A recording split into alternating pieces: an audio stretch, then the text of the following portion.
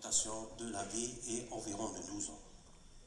Et comme vous le savez, le diabétique meurt de son cœur et plus de 50% des causes de la mortalité est d'origine cardiaque et la mortalité cardiovasculaire est multipliée par 2 à 4 chez le diabétique.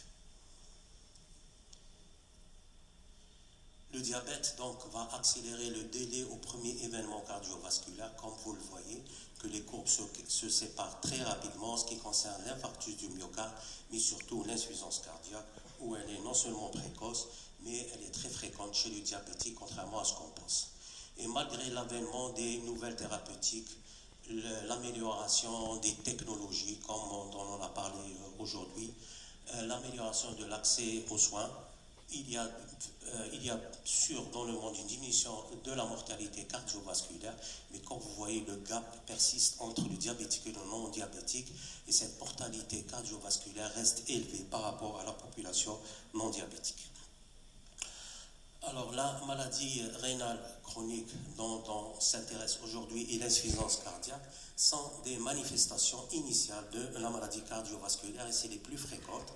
Donc comme vous voyez dans ce schéma, dans ces études, le rein et l'insuffisance cardiaque sont des problèmes essentiels, précoces, dont le professionnel de santé a à avoir pris en charge et il doit avoir les connaissances et les outils pour faire face. Alors vous voyez en ce qui concerne l'insuffisance cardiaque, le risque d'insuffisance cardiaque est multiplié par 2 à 5 chez les diabétiques par rapport aux non-diabétiques, mais aussi chez les prédiabétiques, vous voyez qu'il y a une augmentation de 20 à 40% de risque d'insuffisance cardiaque déjà à l'état prédiabétique, comme je l'ai signalé. Qu'en est-il aussi de l'insuffisance cardiaque en complications précoces? Vous voyez déjà entre 25 et 40% des diabétiques feront au fond une insuffisance cardiaque diagnostiquée ou pas, mais aussi il faut savoir qu'un diabétique après 5 ans déjà, il a un risque, presque 68% de risque d'avoir un dysfonctionnement du ventricule gauche de façon asymptomatique et très difficile à diagnostiquer, et le diagnostic malheureusement est tardif et parfois il est trop tard d'intervenir. Aussi, il faut savoir que le diabète va augmenter le risque de 33% d'hospitalisation d'insuffisance cardiaque et de plus de 46 voire 50% de réhospitalisation après une première hospitalisation. En ce qui concerne la maladie rénale, il est connu par tout le monde que 40% des diabétiques feront une maladie rénale, une maladie chronique rénale, et cette maladie va augmenter la mortalité. Et il faut savoir la première cause de passage à la dialyse ou bien de transplantation, donc c'est 50% la cause principale, c'est le diabète dans le monde et dans les pays développés. La maladie rénale et donc la diminution de la DFG va augmenter non seulement les hospitalisations, mais aussi les événements cardiovasculaires. Donc vous voyez cette interconnexion et surtout la mortalité, toutes causes confondues.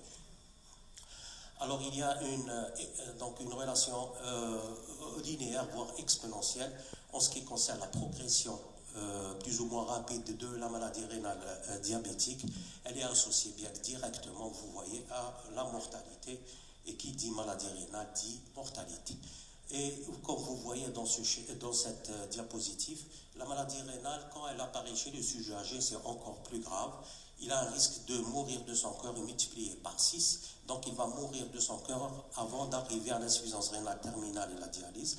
Donc il ne faut pas, chez un sujet âgé, chez tous les diabétiques et principalement chez le sujet âgé qui présente une maladie rénale, il faut focaliser sur les autres facteurs et avoir une prise en charge correcte. Il ne faut pas penser à l'insuffisance rénale terminale, mais il faut penser à la mortalité plutôt cardiovasculaire. Alors quels sont les facteurs qu'on peut modifier en ce qui concerne la maladie rénale?